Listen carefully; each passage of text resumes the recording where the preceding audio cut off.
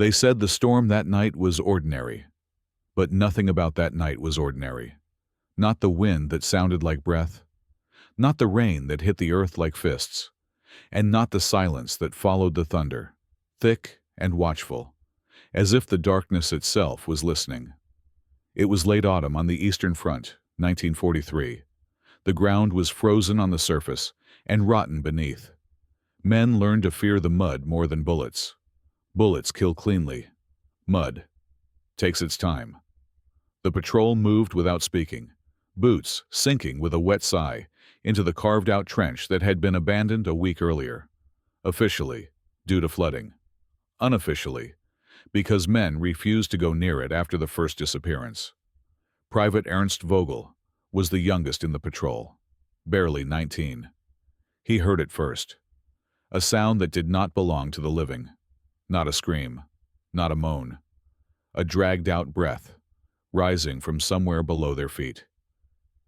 "Did you hear that?" he whispered. Corporal Meyer told him to keep walking. Wind plays tricks. Dead roots shift in the soil. Water drains and echoes. "There are explanations for everything," he said, "except fear. Fear makes men believe in nonsense." But then the sound came again. Longer, wetter, closer. It rose through the layers of mud, like something trying to inhale the night itself. The others stopped. Even the storm seemed to hold its breath. "Someone's down there," Vogel insisted. "Impossible," Meyer answered. "The trench is sealed." But the ground disagreed.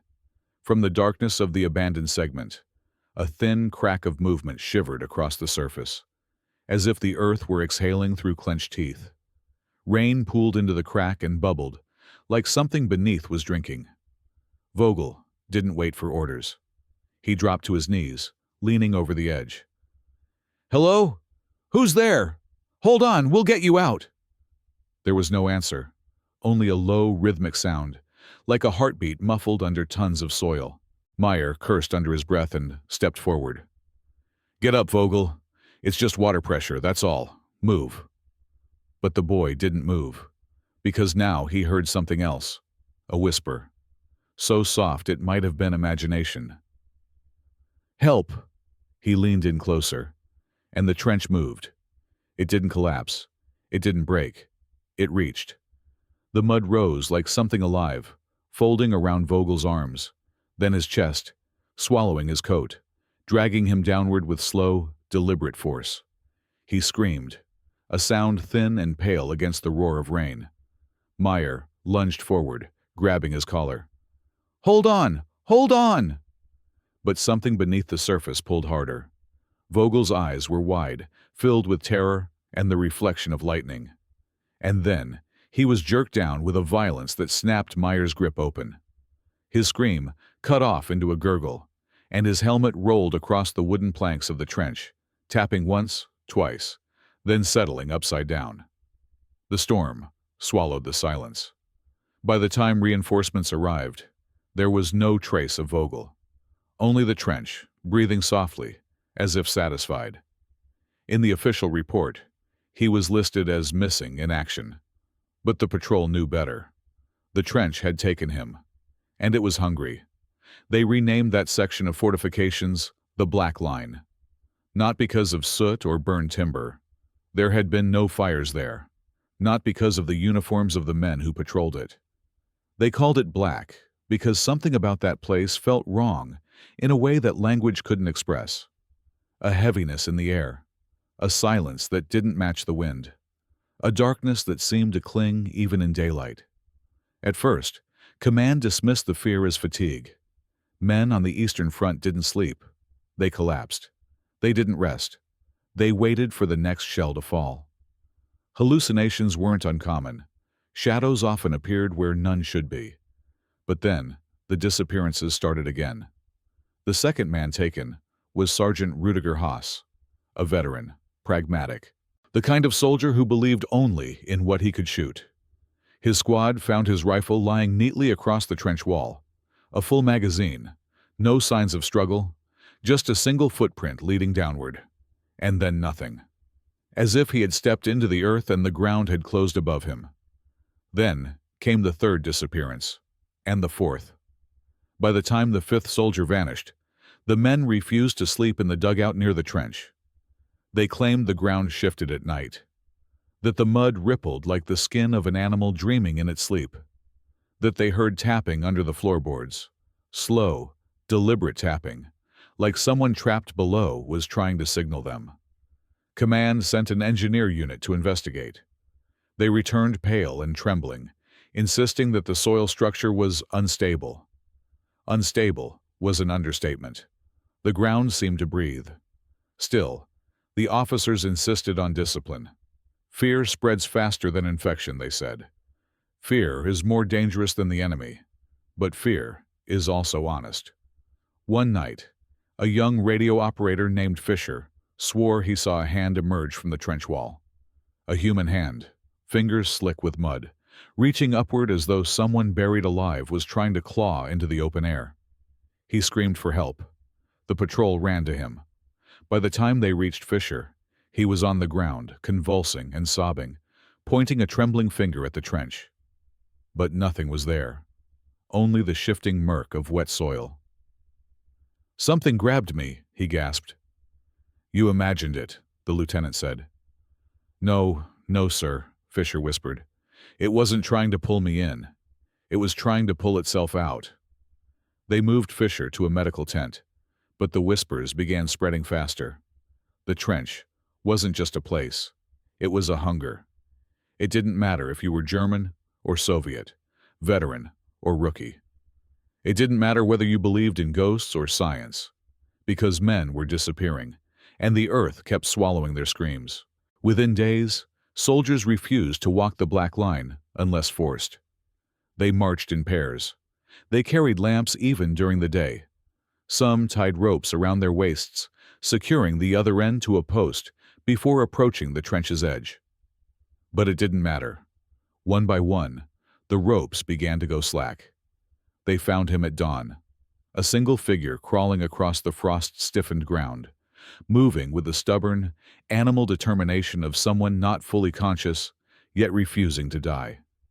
His uniform was shredded, his boots were gone, his skin was coated in a thick, gray-brown paste of earth that clung to him like a second hide.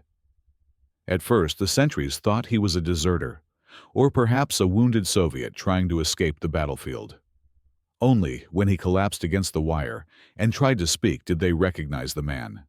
It was Private Emil Hartmann, declared missing 3 days earlier. They carried him into the aid station, his body limp but twitching, his eyes open yet unfocused, scanning the tent walls as if he expected them to move. His breath came out in short, dry rasps. Thick mud flaked from his lips when he tried to talk. The medical officer attempted to give him water, but Hartmann choked, coughed up clots of dark soil, and screamed until morphine silenced him. No one had ever returned after disappearing into the black line. Not until now. When Hartmann woke again hours later, his voice was thin and cracked, scraped raw from screaming in the dark. The officer on duty tried to calm him, but the private seized him by the wrist with surprising strength. Don't let them close the flaps," he begged. "No dark. Please, no dark." The officer assured him there was nothing to fear. Daylight was coming in through the canvas. The lamps were lit. Hartmann stared at the light, as if it were a lifeline. "It doesn't like the light," he whispered. The officer urged him to explain. What had happened? How had he escaped? Where had he been? At first, the private shook his head violently, like a child refusing to recall a nightmare. But then, something in him broke, a dam in the mind that could no longer hold back whatever he had endured, and the words poured out. "I thought I heard Haas," he began. "Sergeant Haas. You remember how he went missing? They said he must have been shot, or fallen, or run." Hartmann's fingers dug into the blanket, trembling. "But I heard him. Down there. Under the floorboards of the trench wall." He swallowed, wincing at the memory. "He was calling for me." The officer frowned. "You're sure?" "I know his voice. You don't mistake a friend's voice on the front. And he was begging me to help him. Hartman paused. I thought maybe he'd fallen into a sinkhole. Maybe he was dying and buried but still breathing. You know how the engineers warned that the soil was unstable. The official explanation had been ground saturation and waterlogged soil. Perfectly logical, perfectly bland, perfectly wrong. So I went closer, Hartman said. I leaned over the trench edge and then the mud moved. He said the word moved with a kind of fragile horror, as if expecting it to come to life again at its mere mention. It swelled upward, he whispered, like it was rising to meet me. I thought it was collapsing, so I jumped down to pull him out. But the floor, it wasn't right, it felt warm. Warm, the officer repeated. Hartman nodded weakly. Warm like skin. A cold draft crept through the tent just then, but it wasn't the wind that made the officer shiver. When I took another step, Hartman continued, the ground shifted. Not the way mud shifts under weight, no. It rearranged itself. Like something inside it turned over. Like something alive was stretching beneath me. He closed his eyes, and tears slid from beneath his lids. I called his name again. I said, Haas, where are you? And then, Hartman's lips shook, struggling. And then, a hand came out. He swallowed hard. It wasn't Haas's. The officer hesitated. You mean someone buried underneath? No. Hartman opened his eyes. No. Listen. It wasn't coming out of the soil. It was the soil. The fingers were made of mud. They took shape for just a moment, long enough to grab my ankle. His breath hitched in his throat. It pulled me down. I tried to yell, but the mud filled my mouth. I couldn't breathe. It dragged me deeper, deeper. The world went black. He stared at the tent ceiling. I thought I was dead. The officer asked how long he'd been underground, but Hartman only shook his head. There was no time, he whispered. No day, no night. He described being suspended in a suffocating, shifting darkness. Something pressed against him from all sides, soft, then hard, then soft again. At moments it felt like mud, at others, like flesh. And I heard voices, he said faintly. Dozens of them, sobbing, whispering, some screaming, some calling names, some laughing. All of them were under there with me. He pressed his palms to his ears, as if the sound still echoed inside his skull. They kept saying the same thing. Don't leave us. Don't leave us alone again. The officer crossed himself. He hadn't done so in years. What happened next? He asked quietly. I realized something. Hartman's voice dropped even lower. The voices weren't coming from people. They weren't memories. They were coming from the earth. The earth wanted us. Wanted all of us.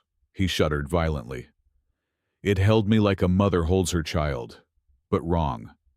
Like something pretending to be a mother. Something that didn't understand how not to crush what it loved.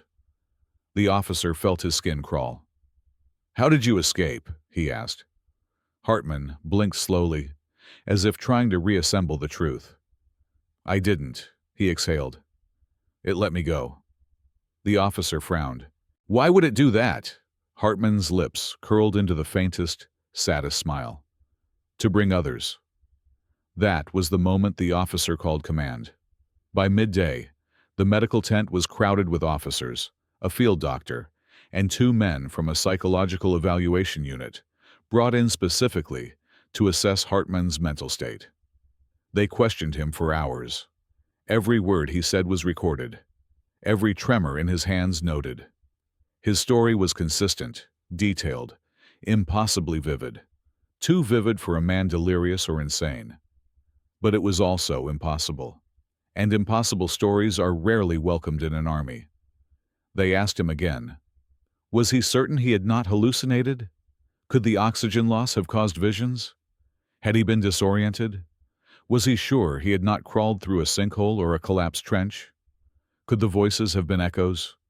Could the movements have been flooding? Animals? Enemy tunnelers? Anything. Every time, Hartman answered with the same hollow certainty. No, it was alive.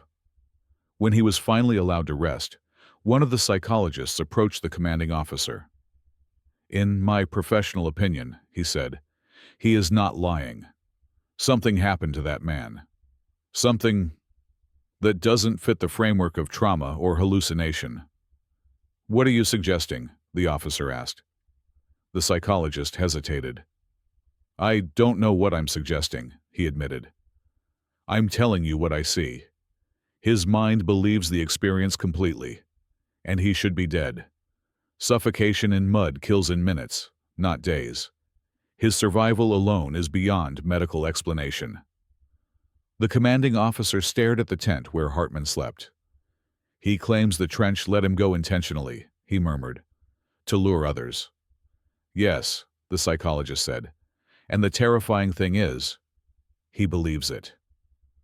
That night, they posted 2 sentries outside the medical tent, not to protect Hartman, but to prevent him from wandering back toward the black line.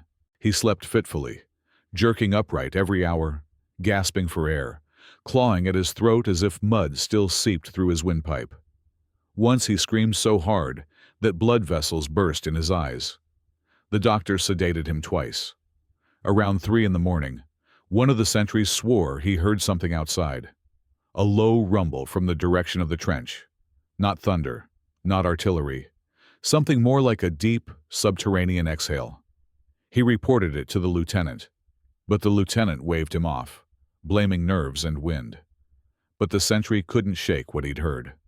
A sound that reminded him disturbingly of Hartman's voice earlier. "It breathes." By sunrise, rumors had spread through the entire company. Some said Hartman had been dragged to hell and returned. Some said he'd crawled through an underground Soviet tunnel. Some whispered that the earth itself was devouring the dead. Others refused to step within 50 meters of the black line. When command ordered a reconnaissance team to approach the trench again, 2 men refused outright. They were threatened with court-martial. Both accepted the threat, rather than go near the site. This was unprecedented. On the Eastern Front, men faced artillery barrages, tank assaults, hand-to-hand combat in ruined cities. But the Black Line broke something else entirely. It broke their certainty that the world followed rules. Later that day, the commanding officer summoned Hartman again, gently, cautiously. He asked whether the trench had shown any weakness, whether there was a way to contain it, whether his escape offered any clue. Hartman stared blankly at his hands. "It doesn't have weaknesses," he said. "It isn't thinking, not like us. It's hunger." He looked up, eyes raw and red. "And hunger doesn't negotiate." The officer pressed further. "Is it a creature? A phenomenon? Something supernatural?" Hartman flinched. "It's a graveyard," he whispered. "A graveyard that doesn't want to stay a graveyard." No one spoke after that. The next morning, Hartman vanished. The sentries claimed they never saw him leave. One moment he was sleeping under heavy sedation. The next, the cot was empty, the blanket tossed aside, footprints leading outside the tent and into the direction of the fog-covered field. They followed the prints until they reached the edge of the black line. And then the prints simply stopped. The ground was smooth, undisturbed. No struggle, no sign of collapse. Nothing. As if the earth had opened its lungs, breathed him in, and closed again. An official investigation concluded that Private Emil Hartman had wandered off in a drugged state and likely died of exposure or enemy fire. Unofficially, the men knew the truth. The trench had reclaimed what it had released. And now, they understood something far worse. It could take a man at any time, even one who knew its hunger. They sealed off the area where Hartman's tracks ended, though no one could explain why. There was nothing to guard, nothing to bury, nothing left to save.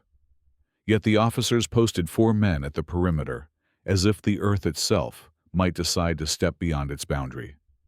The men assigned to this duty stood rigidly on the frost-covered ground, rifles clutched tight, their eyes fixed on the faint outline of the trench that curved across the landscape like a scar not yet healed. No one spoke unless necessary.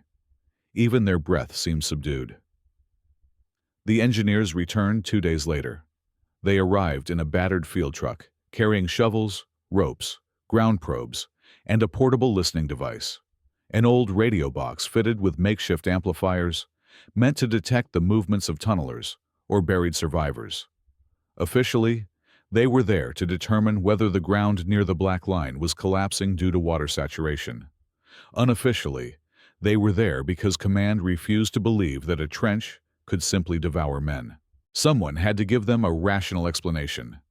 Engineers were better than priests for that purpose.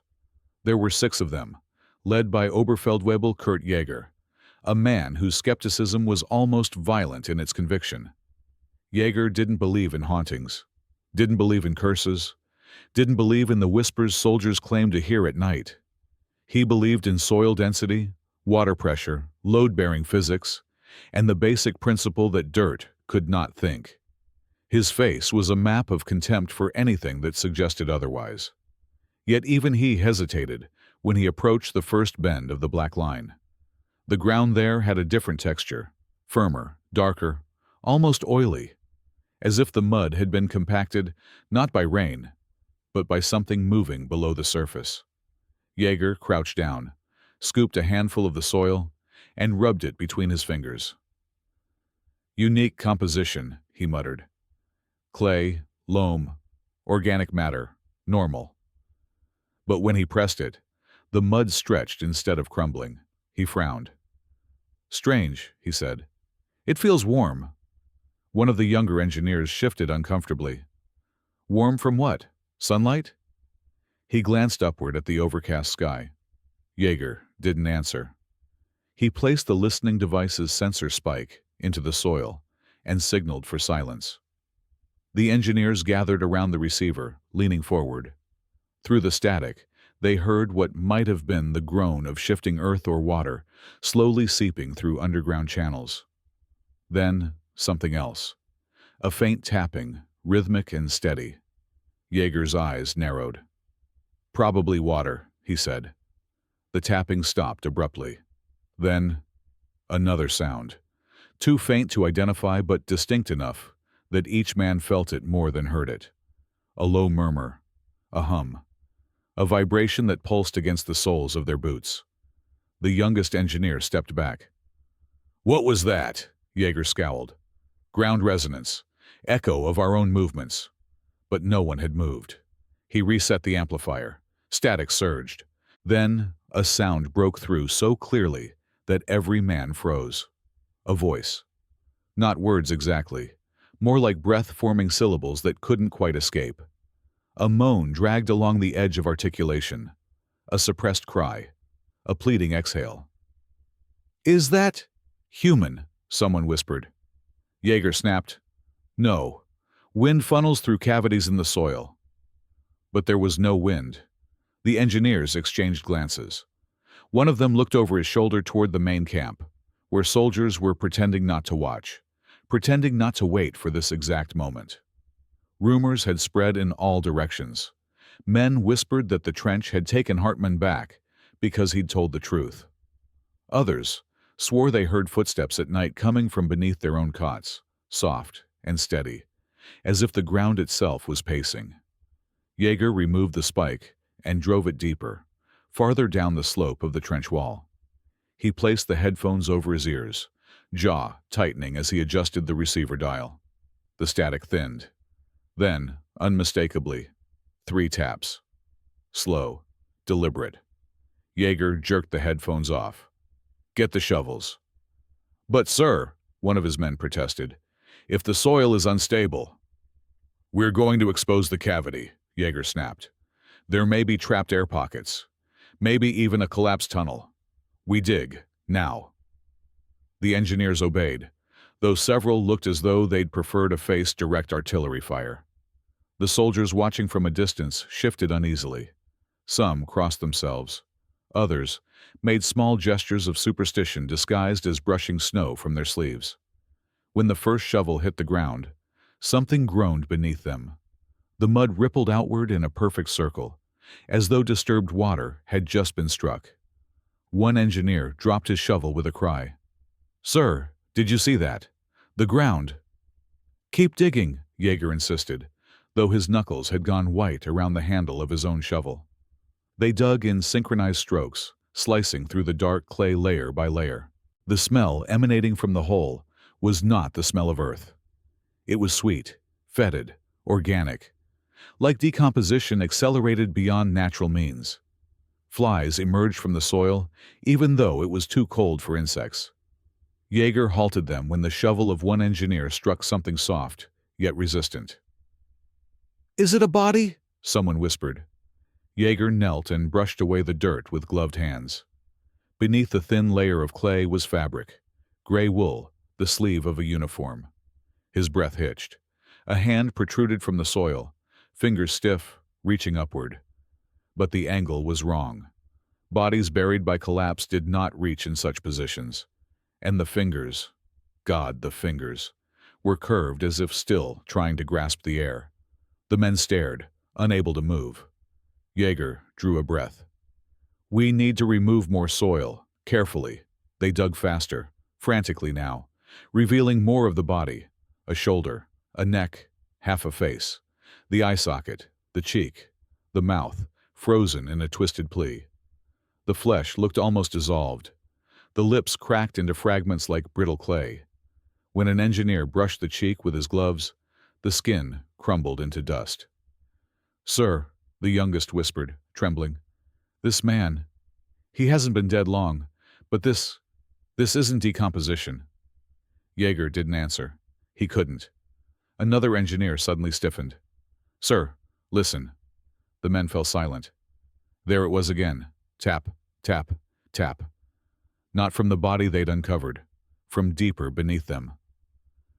"Someone's alive down there," one of them whispered, and before Jaeger could stop him, he threw down his shovel and knelt, pressing his ear to the earth. His eyes widened in horror. "It's not knocking," he whispered. "It's scratching." Jaeger tried to pull him up. "Stand back." But the engineer shook free.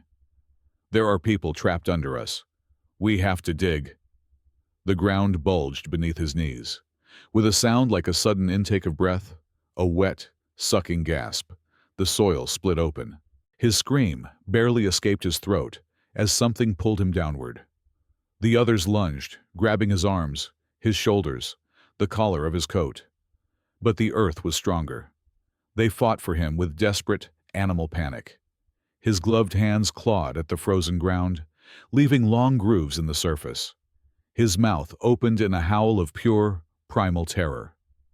"Don't let go! Don't let—" The rest of his sentence was dragged underground. He disappeared so quickly that the men holding him fell backward, collapsing into the mud. The rippling trench closed itself as though swallowing the last trace of its meal. The surface smoothed over in moments, leaving no sign of the struggle except the engineer's horrified silence. Jaeger scrambled to his feet, his face drained of all color. "Fall back!" he yelled. "Back! Now!" The remaining engineers stumbled away from the trench, abandoning tools, equipment, even the listening device. Soldiers from the camp ran to meet them, weapons raised, though no one knew what they were pointing them at. Jaeger collapsed against the embankment, gasping. Mud streaked his coat where he had fallen. "What happened?" an officer demanded. Jaeger stared at him, shaking. "The earth took him." The officer tried to dismiss it. "A collapse?" "No collapse behaves like that," Jaeger snapped. "The soil swallowed him. It swallowed him whole." The engineer's report grew disjointed, frantic. He spoke of unnatural suction, of soil that moved with intent, of voices coming through the listening device that were not echoes, but calling. The officer insisted he calm down, but Jaeger grabbed his tunic and hissed, "We heard them. They're alive down there. All of them. And they want more." That night, no one slept. The camp was unnervingly quiet, as if even the wind refused to whistle across the trenches. Soldiers sat on their cots with rifles across their laps. Lanterns kept burning despite fuel shortages. Every few minutes a man would glance toward the black line, expecting to see movement. A ripple, a tremor, a shadow, something. Near midnight the first tapping came. Soft at first, barely perceptible, like a pebble falling against wood. Then louder. The men froze. Tap, tap, tap. It came from the direction of the trench. No, closer. From the ground beneath their feet. Some soldiers backed against the walls of the barracks, muttering prayers. Others lifted their boots, terrified of what might be touching the bottoms. One man began to sob, muffling the sound with his sleeve. The tapping became rhythmic, intentional. Then came the voice, a hoarse, broken whisper carried on vibrations through the earth. "Hilfe!" Every man in the barracks stiffened. Several staggered backward, tripping over their own equipment. One fainted. The whisper grew slightly louder. "Hartman!" At the sound of that name, one soldier vomited onto the floor. The tapping stopped. Silence stretched across the barracks, taut as wire. Then, directly under the center of the floorboards, something scraped. Long, slow, as though nails dragged across the underside of the building. Skrrr, skrrr. The officers rushed in, demanding explanations. Why were the men not sleeping? Why was the barracks in chaos? What was causing this madness? No one answered. No one could. And then it happened again. Tap. The officers heard it. They paled. Skrrr. One officer whispered, "Impossible." But the ground does not know what is impossible. Without warning, a crack formed in the barracks floor, thin at first, then widening. Dirt sifted upward through the gap, forming a thin line across the planks. The men stumbled back as the boards began to bulge. "Out!" an officer bellowed. "Everyone out! Now!"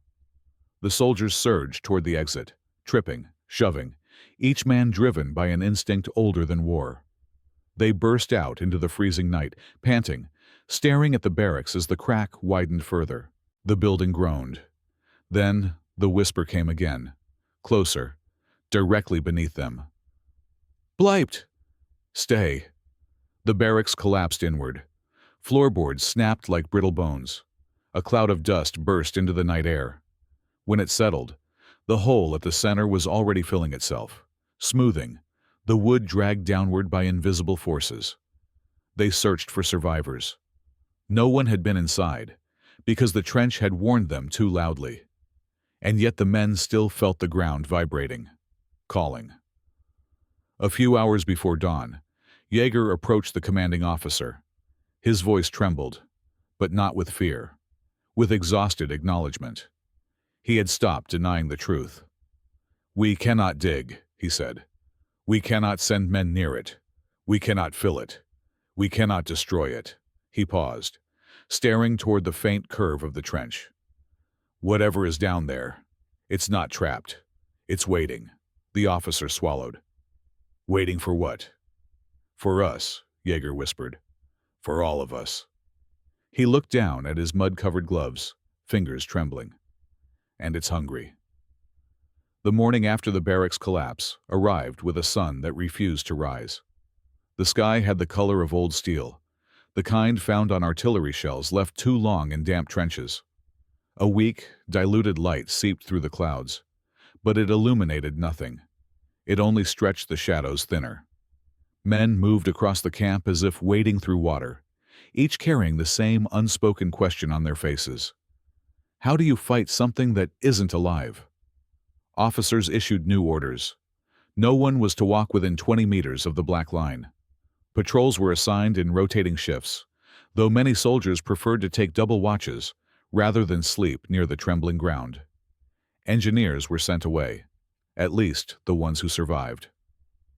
The field doctor noted a record number of men reporting stomach sickness, tremors, nightmares. Command dismissed it. They needed living fighters, not trembling invalids. But that day, for the first time, men refused to obey.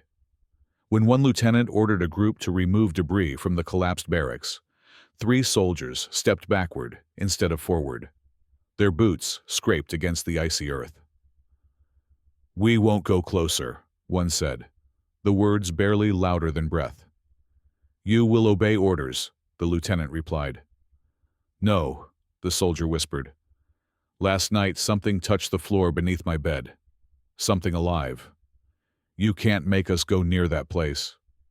It was the first open defiance the lieutenant had ever faced.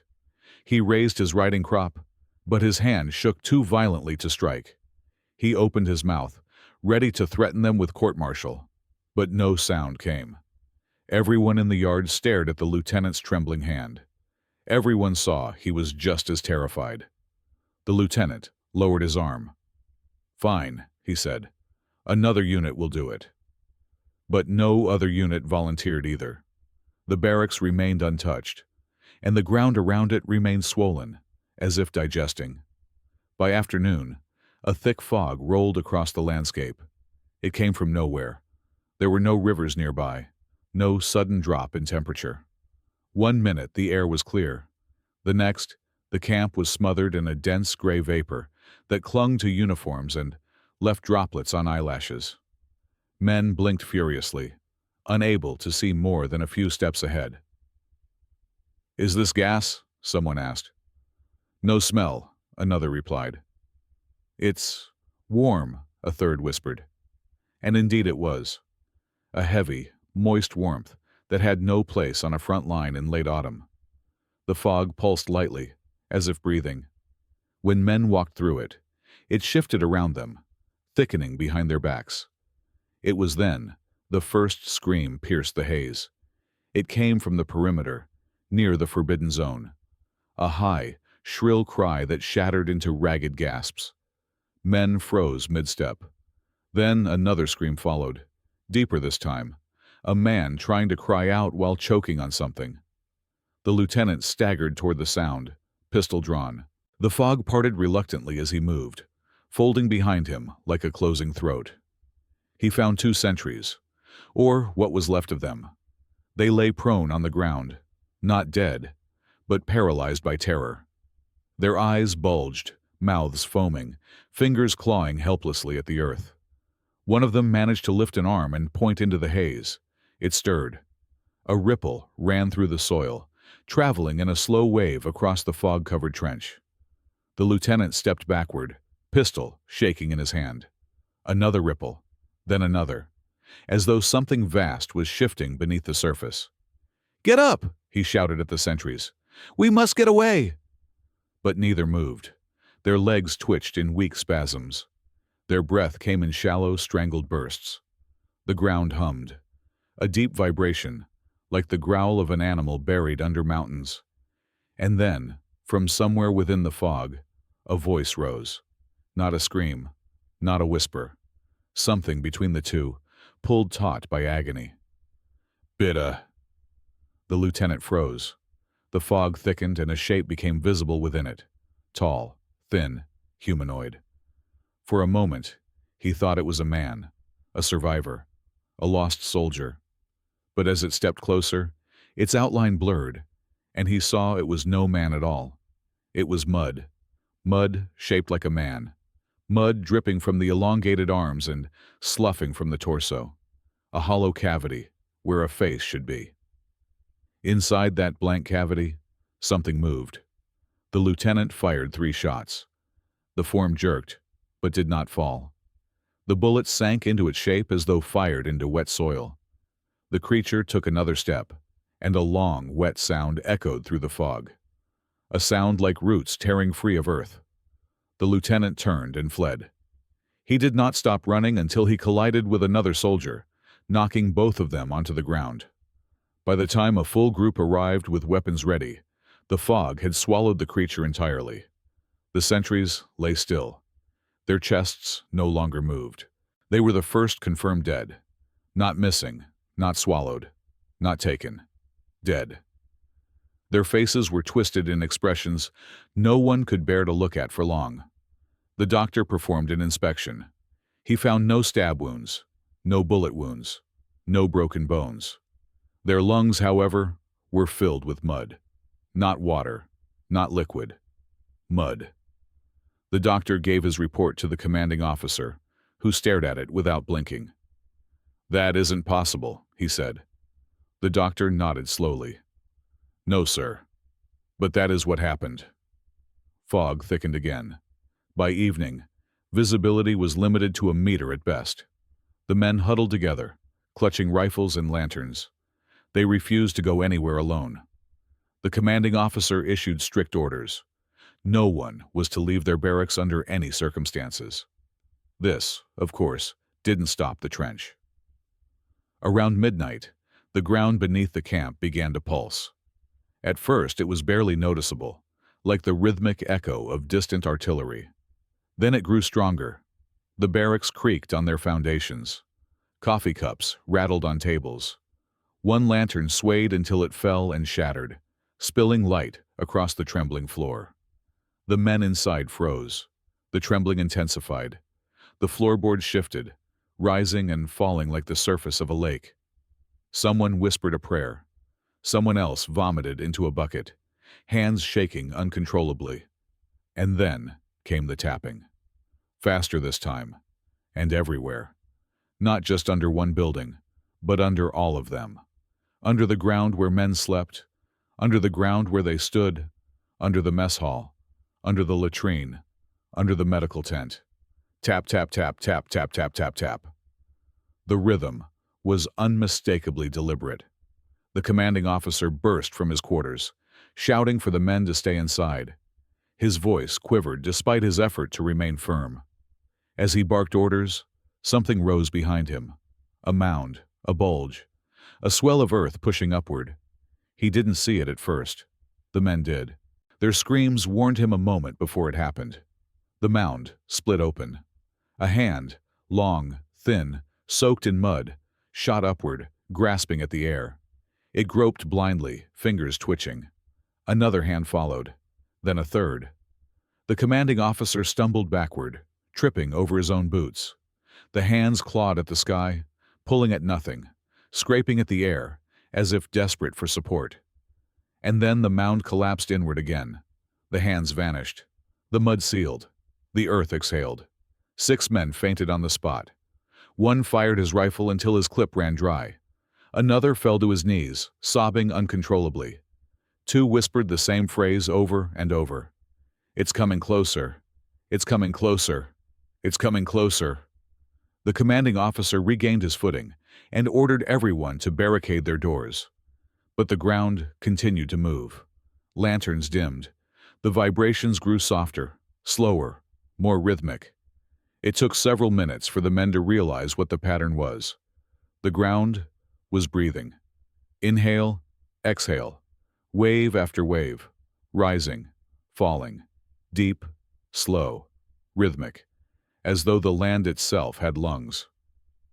One sergeant, a man who had survived the worst battles of the Eastern Front, fell to his knees and covered his ears. "It's alive," he whispered. "The trench is alive, and it's waking up." Another man backed against the wall, shaking violently. "If it wakes fully, what then?" The sergeant didn't answer. No one did, because they all felt it too. The trench no longer wanted isolated victims. It wanted the whole camp. The fog thickened until men could barely see their own hands. The ground pulsed with slow, steady breaths. Somewhere deep beneath it, voices murmured. Hundreds of voices overlapping, too faint to distinguish, but unmistakably human. The earth vibrated with a low moan that traveled upward through boots and bone. And then, just before dawn, the trench spoke. Not with words, not with a voice. With a sound so ancient, so impossibly deep, that men could not comprehend it. A sound like a mountain dragging itself across stone. A sound like thousands of bodies shifting at once. The ground rose, not a ripple, not a wave, a full heave of the land. The black line lifted upward, creating a ridge where none had been before, as though something beneath were arching its back in a long, luxurious stretch after a deep sleep. Men screamed. Officers fired wildly. Lanterns fell. The earth shuddered, and the fog whispered. "Comte, come." The trench did not merely hunger now. It called. The dawn never truly arrived that morning. A thin line of light tried to slip over the horizon, but the fog swallowed it before it could reach the camp. The world remained gray, muffled, distorted, like a battlefield submerged underwater. Men stood in small clusters, rifles clutched to their chests, eyes darting across the quivering landscape. Some prayed aloud. Others stared into nothing, lips trembling. Every sound, every footstep, every brittle crack of frost felt amplified, as if the fog itself was listening. The ground had risen during the night. Not a collapse, not a shift. A rise, forming a long, uneven ridge that stretched across the camp's edge before dissolving back toward the black line. It looked disturbingly like a spine, as though something colossal had rolled beneath the earth and pressed its vertebrae against the surface. The commanding officer tried to regain control. He ordered a full evacuation to a secondary position half a kilometer away. But even as he shouted orders, his voice cracked. His eyes kept flicking toward the trembling soil. The men could see it. He didn't believe they would make it that far. The first platoon began to assemble, moving carefully through the fog so as not to walk blindly into a sinkhole. But the fog moved with them. It curled around their boots, clung to their legs, thickened across their path, as if trying to guide or misguide them. One soldier broke formation and ran blindly into the mist, screaming that the earth was opening. He vanished within seconds, his cry echoing for a heartbeat before cutting off abruptly, as though someone had pressed a hand over his mouth. No one went after him. The commanding officer ordered everyone to hold their positions. No more running. No more splitting into smaller groups. "The fog picks us off one by one," he said. "We stay together." But the fog wasn't their enemy. The ground was. It began with a tremor, barely perceptible at first, like the pulse of an animal sleeping beneath their feet. Then another tremor, and another. The patterns were uneven, short vibrations followed by long ones, then a series of rapid, stuttering shakes. One soldier whispered, "It's walking!" A horrifying silence followed. Men exchanged wide-eyed glances. No one wanted to repeat it, but the thought was already lodged in their minds. The trench was moving. Not just swelling or breathing now. Moving, crawling, sliding beneath the ground like a giant worm or serpent trying to find its way to the surface. The tremors grew stronger. One of the portable stoves rattled off a crate and toppled into the mud. A stack of ammunition boxes slid several centimeters across the ground. The earth sheared open for a moment, revealing a dark seam before closing again with a wet slap. The men recoiled. A private near the camp's northern perimeter let out a soft gasp. He pointed with a trembling hand. There. Shapes moved within the fog. Tall, thin silhouettes, shifting, wavering, almost human in outline, but not quite. Their edges dripped into the ground, their limbs elongated unnaturally. Some had multiple arms, some had none. One shape tilted its head, as if recognizing the men. The fog behind it convulsed, and the ground directly beneath the creature rose in a slow, deliberate bulge. A coil of mud lifted upward, twisting into a shape that resembled a torso emerging from the earth. A soldier fired. A muzzle flash tore through the fog. The bullet passed through the creature, splattering mud in all directions. But when the fog settled, the shape reformed. Taller now, its arms stretching toward them like a branch seeking sunlight. The ground heaved violently. A fissure cracked open between the soldiers and the fog creatures. The fissure yawned wider, splitting the earth in a jagged line that extended across the camp like a tearing wound. From inside the fissure came a sound no living man should ever hear. A deep, guttural moan, layered with countless whispering voices. Some called names, some cried, some begged, Some simply groaned. The commanding officer stumbled backward. "Fall back! Fall back!" But there was nowhere to fall back to. The fissure widened. Mud churned upward like a rising tide. Something beneath the surface pushed, strained, and then broke through. A face, not flesh, not bone. A mask of compacted soil twisted into human features. Its mouth gaped open as if screaming, but no sound came out.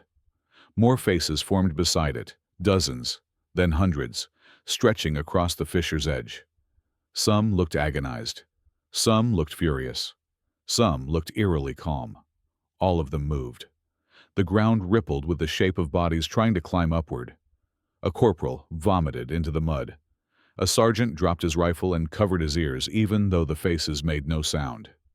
Then, all at once, they did. A single, unified scream erupted from every mouth at the same time. A scream so loud, so excruciating, that several men collapsed, clutching their heads. Blood dripped from one soldier's nose. Another's eardrum burst. The fog swirled violently, as if drawn inward by the scream. The shapes within it leaned forward, moving toward the soldiers with jerky, unnatural motions. Long arms extended toward them, fingers unfurling like tendrils.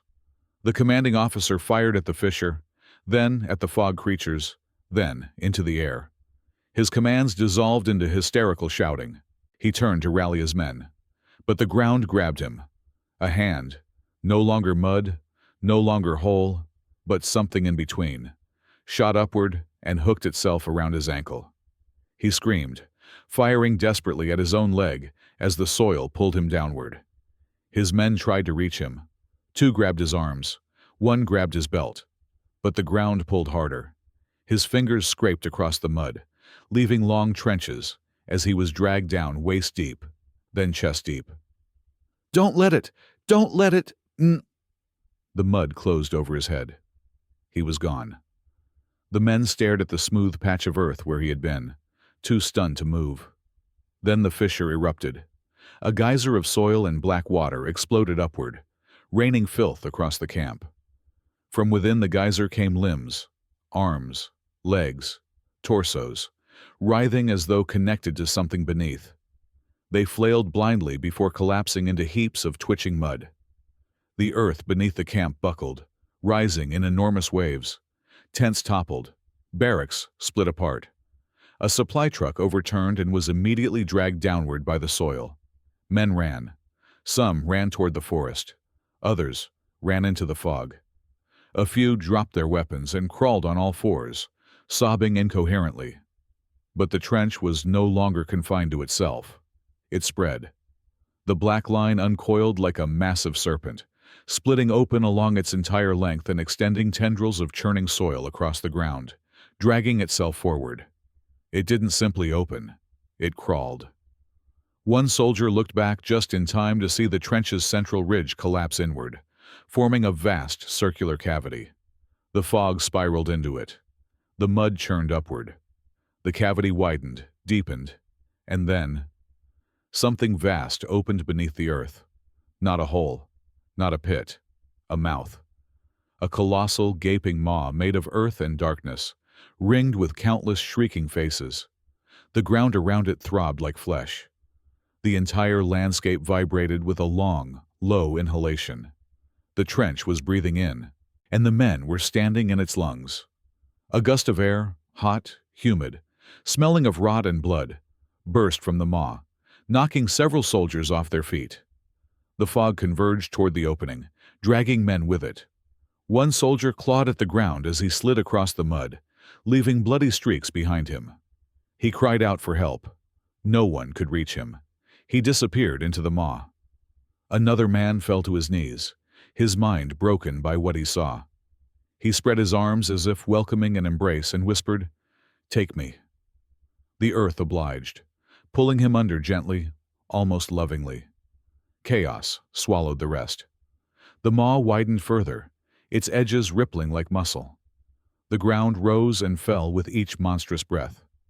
The fog creatures streamed toward the opening, merging with the soil as they reached it, as if returning home. The remaining soldiers fled in all directions. Some reached the distant tree line. Others vanished into the fog. A few simply stopped running, their minds collapsing under the impossible truth laid bare before them. And behind them, the maw slowly closed. The fog dissipated. The tremors ceased. The earth settled. The black line lay still. By sunrise, the camp had vanished as though it had never existed. Buildings, equipment, bodies, all consumed. A single smooth stretch of earth marked the place where hundreds of men had stood only hours before. And from beneath that perfect surface came a faint, muffled tapping. Slow, patient, hungry. The field was quiet the next morning. Too quiet for a place that had witnessed such horror only hours before. Birds did not return. No foxes prowled the perimeters. Even the wind seemed afraid to pass over the soil, as though it understood something humans refused to accept. A thin frost glazed the earth, smoothing every contour, erasing footprints, wheel marks, and any sign that a battalion had occupied this place. If not for the shattered remains of a single lantern half buried in the mud, one might believe the camp had been a figment of imagination. A reconnaissance patrol arrived 3 days later. By then, High Command believed the unit stationed here had deserted en masse. No one considered the possibility of slaughter, because no enemy units were reported within kilometers. The patrol approached with discipline, rifles raised, expecting ambush. What they found instead was emptiness. The first soldier to set foot on the field felt the change immediately. The air tasted metallic. It clung to the inside of his throat like vapor from a grave. He motioned for the others to stop. They scanned the field, but there were no bodies, no trenches, no ruins, nothing. The ground looked newly tilled, soft, unbroken. One officer knelt and brushed a glove across the soil. It was warm. He pulled back his hand and stood abruptly. "We leave," he said. "Now." But the patrol commander insisted they search the site. He used the logical tone of a man who believed the world still obeyed rules. Warm soil can mean steam pockets, heat from underground springs. Nothing supernatural. The men exchanged glances, unwilling to contradict a commanding tone, but unable to ignore the dread settling into their bones. Still, orders were orders. They spread out across the field. It did not take long before someone shouted, "Sir, over here!"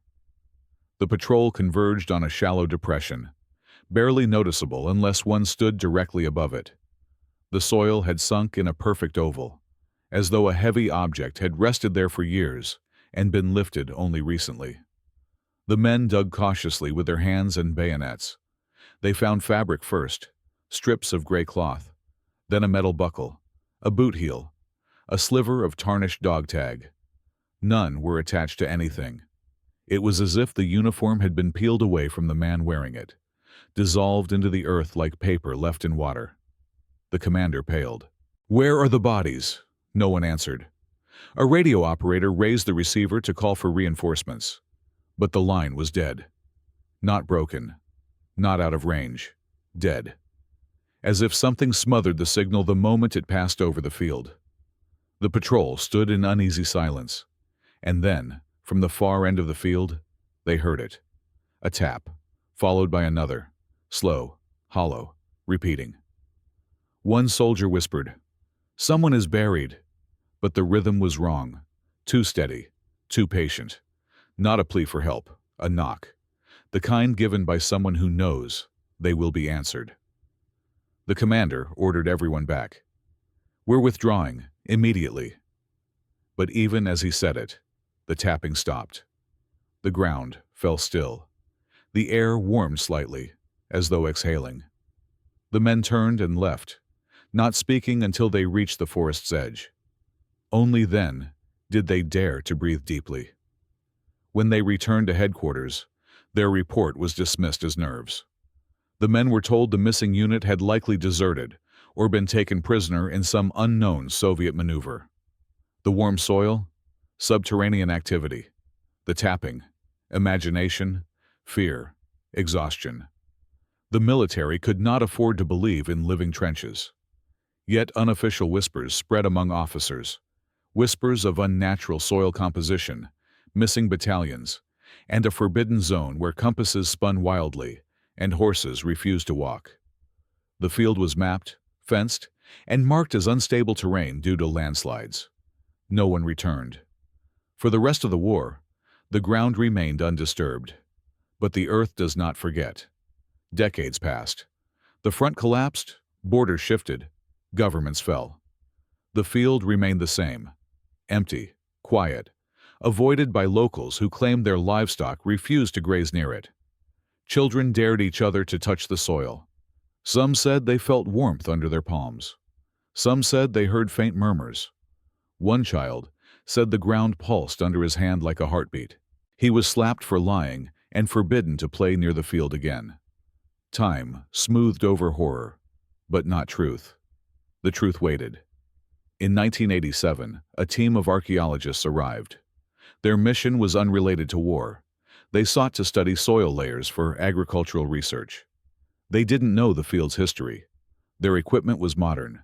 Their confidence was high. On the first day, they took soil samples. The composition confused them. Unusually high organic matter content, but no roots, no plant remnants, no identifiable biological structures. Something had decomposed here rapidly, unnaturally, blending bone, flesh, and cloth into a homogeneous dark layer. One doctor muttered, "This is not possible. You would need temperatures near cremation levels to achieve this." Another replied, "Maybe chemicals?" They shrugged and labeled it unclassified anomaly. On the second day, they brought a ground-penetrating radar. The radar malfunctioned. The screen flickered, glitched, then displayed shapes, long limbs, contorted torsos, curved structures resembling rib cages, but distorted, stretched, fused. The images flickered in and out like shadows caught by lightning. One researcher laughed nervously. "Interference. The device is old."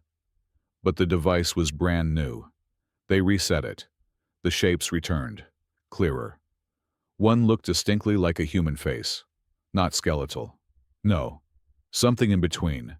Soft tissue partially preserved, mouth wide open. Another shape appeared beside it. Another face. And another, dozens, hundreds, layered like strata of a fossilized scream. Nobody laughed after that. By the third day, half the team wanted to leave, but the lead archaeologist insisted they continue. "Discoveries happen when we push past fear," she said. She would later regret those words more than any she had ever spoken. They marked a spot where radar suggested unusual density. They began to dig. The soil was oddly compliant, soft, pliable, warm. Their shovels moved easily, as if the ground helped them. 20 centimeters down, they found the first bone. Except it wasn't bone. Not fully. It was partially mineralized, partially organic, like something caught mid-transformation. The shape resembled a femur, but stretched unnaturally long. They unearthed another piece, rib-like, but twisted, fused. The archaeologists stared in fascinated horror. "These aren't animal," one said. "No," the lead confirmed. "They're human. But not human in any way the earth should preserve." They dug further. A skull emerged, elongated, jaw unhinged, empty sockets, half collapsed. The bone was warm to the touch. The lead archaeologist reached out to brush soil from the skull's surface, and the skull shifted. Not much, just a tiny twitch, a tremor. So small they could have imagined it. But they didn't imagine the breath. A soft exhale of warm air rose from the soil. One archaeologist screamed. Another fainted. A third stumbled backward and fell, clawing at the ground as if it might rise beneath her. The lead archaeologist whispered, "Back to the van. Slowly. Don't run." But one young assistant panicked. He grabbed his backpack and sprinted across the field. He made it 10 meters before the soil bulged beneath him. A single mound, small, but fast. He froze. The mound slid forward like a wave and wrapped around his boots. He screamed, twisting, kicking, trying to pull free. The others watched, paralyzed by shock, as the mound swallowed his ankles. "No!" one archaeologist shouted. But the lead grabbed her arm. "Don't touch him! Don't touch the ground!" The assistant shrieked as the soil climbed his legs. He clawed at the air, digging his nails into his own palms, trying to grab anything that wasn't earth. The soil reached his waist, tightening, pulling. He sank. The soil covered his chest, his shoulders, his neck. His final scream was cut off as the earth closed over his face. The field went silent again. The archaeologists fled. They left their tools, their equipment, their notes. They did not return for them. When questioned later, they refused to speak. The lead archaeologist was institutionalized. Her colleagues moved to unrelated fields: botany, linguistics, accounting. The excavation site was fenced off and classified as a hazardous geological anomaly. But even fences cannot stop memory. In 2004, a satellite image analysis team noticed something peculiar about the field. Soil temperature readings consistently measured several degrees warmer than surroundings, year-round, regardless of season. In 2011, a team of geophysicists recorded faint seismic activity beneath the site. Rhythmic tremors, not tectonic, not mechanical, biological. In 2022, a journalist investigating abandoned WWII locations uncovered the forgotten reports about the missing battalion. She visited the field with a cameraman. They stayed only 13 minutes. Their footage cut off abruptly, after a moment where the cameraman whispered, "Do you hear that? It's like knocking." The journalist returned alone the next day. She was never found. The field remains cordoned off. But on certain cold mornings, hikers claim the fog around it swells and moves as if alive. Some say they hear voices, whispers rising from the soil, repeating the same word again and again. "Come, come." And if you stand close enough, they say, if you lay your hand on the warm, trembling ground. Sometimes, something taps back. The field should have been forgotten. Places like this usually are, quietly erased from maps, fenced, buried under layers of bureaucracy and silence. But some things refuse to stay buried. Some stories claw their way through decades of secrecy, looking for anyone willing to listen. Dr. Laura Weiss hadn't meant to stumble into the story. She was a geologist, not a historian, not a myth hunter. Her specialty was ground resonance and subsurface anomalies, fault lines, mineral pockets, hydrothermal vents. She had never studied war. She had never set foot in the region before. She had certainly never heard of the missing battalion. But in 2024, her department received a request from a government risk agency. The report was brief, too brief. Localized subsoil instability, unexplained heat signature, potential geophysical hazard. It described a patch of land far from villages, far from roads, far from anything except the ghost of a war that had ended before her parents were born. She accepted the assignment without hesitation. She had no idea she was walking into a grave that still breathed. Her first impression of the field was almost peaceful. A wide plain of flat earth, framed by distant birches and rolling hills. The fence was simple, old, barely holding together. A few rusted warning signs clung to it. Unstable ground. Danger of collapse. Authorized personnel only. But they looked half-hearted, as though someone had posted them more for formality than urgency. The gate was unlocked. Her assistant, Leon, frowned as they stepped through. "Strange," he said. "If the ground is unstable, they should have reinforced the barriers," Laura shrugged. "Budget cuts." But she didn't believe that. She couldn't explain why, but as soon as she stepped onto the soil, a sensation spread up her calves. A warmth, faint but definite, like a heating pad buried beneath the surface. She paused. Leon, noticed her hesitation. "What is it?" "Feel that?" she asked. He crouched and pressed a hand to the ground. Almost immediately, he jerked it back. "It's warm." "Warm for November," Lara said quietly. Leon stared at the soil. "Underground heat pocket?" "Maybe," Lara replied. But her voice lacked certainty. They unloaded their equipment: thermal camera, ground-penetrating radar, vibration sensors, drone kit. Her plan was standard: capture a surface thermal map, analyze anomalies, drill microbore samples, determine if underground gas, magma, or hydrothermal activity was responsible. The thermal readings came first. The camera lit up instantly.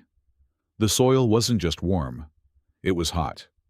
Not enough to burn, but enough to defy geology. A clean, perfect oval of land radiated heat evenly across its entire surface, with no visible source or gradient. Like a giant, shallow furnace had been operating below the field for decades. Leon exhaled sharply. "That's not normal." "No," Lara said, "it isn't." She switched to drone scans. But each time the drone flew over the field center, its signal cut out. Not interference. Silence. As if the air itself muted technology. "Okay," she muttered, checking the ground radar. "Let's try this." She planted the radar probe and powered the device. It screamed. Not loudly. Just a brief, sharp burst of noise, like feedback pushed through an amplifier. The screen flickered. Data lines jittered, then stabilized into a coherent image. And what appeared made both of them go still. Layers. Deep, horizontal layers. Like sediment. Only these layers contained shapes. Shapes that resembled bones. Shapes that resembled bodies. Shapes that resembled faces, frozen in curves of anguish. Dozens. Hundreds. Leon's voice was a rasp. "Mass grave." "No," Lara said. "Graves decay. Graves collapse. The signatures should be irregular. Scattered." "But they're aligned," Leon whispered. "Stacked. Like they were placed," Lara swallowed. "Or pulled." She stepped back from the radar. The air around them felt thicker. Closer. "We're leaving," she said suddenly. "Now?" "Yes. But we haven't taken samples." "We're leaving." Something in her tone made Leon obey. They began packing equipment, hurriedly, their motion clumsy and frantic. The earth beneath their feet felt softer now. She hadn't noticed it before. Had it changed? Or had the adrenaline finally sharpened her senses? As they approached the gate, a faint sound rose behind them. A low hum. Not wind, not machinery. A vibration. Lara turned slowly.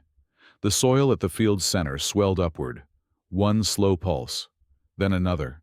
Then another. Leon whispered, "It's breathing." She grabbed his arm. "Move." They reached the fence. Leon climbed first, slipping once, boots scraping against the metal. Lara pushed him over, then began climbing herself. The soil trembled. A soft crackling sound filled the air, like ice breaking underfoot, or fingers brushing through gravel. Then she heard it. A tap, very faint. Tap, tap, tap. Leon froze. "Lara, someone's under there." "No," she whispered. "No one's under there." The tapping grew louder, and from the field's center, the soil rippled. A mound rose. Small at first, then larger, then towering, shaping itself, taking form. A figure emerged from the mound, tall, thin, made of compacted earth. Mud dripped from its limbs in slow, heavy rivulets. A hollow cavity gaped where its face should have been. More shapes rose behind it. Leon screamed. "Go!" They fled. Lara leapt the fence, landing hard, twisting her ankle. Pain shot up her leg, but she kept running. They did not stop until they reached the car. Leon threw equipment into the trunk. Lara fumbled with keys, fingers shaking. She started the engine. And the car stalled. The dashboard lights flickered. The battery indicator glowed. Then, everything went black. Leon slammed his fist against the dashboard. Come on, come on! The tapping resumed. Not from the field. From beneath the car. Tap. They both went still. Tap. Tap. Lara whispered. Don't look. But Leon did. He leaned out the window, eyes widening in unspeakable horror. The ground under the car was bulging. The engine roared to life on its own. Lara didn't question it. She floored the accelerator. The wheels dug into the dirt, spinning wildly before catching grip. The car shot forward just as the soil beneath it split open. A geyser of mud erupted behind them. Something reached upward. A hand. Leon screamed. Drive! She did. They didn't stop until they reached the village 20 kilometers away. They abandoned the car by the church, ran inside, and collapsed on the floor. Locals gathered around them. A priest crossed himself again and again. What happened? He asked. But neither could answer coherently. That night, Lara slept in the church basement. When she closed her eyes, she saw the radar images, the faces, the layers, the reaching arms. She awoke to tapping, not from the walls, not from the floor, from under her pillow. She threw it aside. Nothing was there. But the tapping continued. She pressed her hands to her ears. It didn't stop. In the morning, she went to the local police. They dismissed her story. Geology does strange things, they said. Ground pockets, heat cycles, imagination. Leon refused to speak. He stared blankly ahead, hands trembling. Lara insisted on returning to the city. The priest drove them. Neither spoke during the journey. But halfway down the road, the priest slowed the car. Look, he said. Lara squinted through the windshield. The fog. It was rolling toward them. Not drifting, not spreading, following. It flowed down the hill like water, moving with intention. The priest accelerated, muttering prayers. The fog chased the car for several hundred meters before falling behind, slowing, settling, waiting. They reached the city by dusk. Lara went directly to the university to submit her report. She presented thermal scans, radar images, descriptions of seismic vibrations. Her department head frowned. Where is the soil sample? She opened the sample case. It was empty. At the bottom lay only a smear of dark mud, warm to the touch. Her superior sighed. You need rest, Dr. Weiss. We'll review this when you're stable. Stable, she almost laughed. That night, Lara returned home. Her apartment felt foreign, the walls too thin, the air too still. She sat at her desk and tried to write a personal account of the experience, but her hands shook so violently the pen slipped from her fingers. Then she heard it. Tap, tap. She looked down. The floorboards beneath her desk were vibrating. Tap. She stood, backing toward the door. But the tapping followed. Tap, tap, tap. The pattern was familiar, the same knocking that had echoed through the barracks 8 decades before. Her breath caught. The room fell silent. Then, very faintly, too faintly for sane ears to interpret, she heard a whisper rising from the floor. Come. Come. She fled the apartment. The next morning, her neighbors reported that her door was left open. The lights were on. Her coat hung by the entrance. Her wallet and passport remained on the kitchen table. She was gone. Authorities labeled it a missing person case. The same week, the geologist's assistant, Leon, was found dead. Not murdered, not injured. Simply dead of cardiac arrest, his face frozen in a rictus of terror. The autopsy revealed something strange. His lungs were packed with soil. No one could explain how. The field remains quarantined today. Thermal satellites still detect heat. Seismic monitors still record rhythmic vibrations. Fog still gathers in unnatural patterns. And hikers still whisper that they hear tapping from beneath their feet. Some say it's the dead. Others say it's the trench itself. Still alive. Still hungry. Still waiting. It remembers the men it consumed. It remembers the archaeologists. It remembers the geologist. It remembers everyone who ever stepped too close.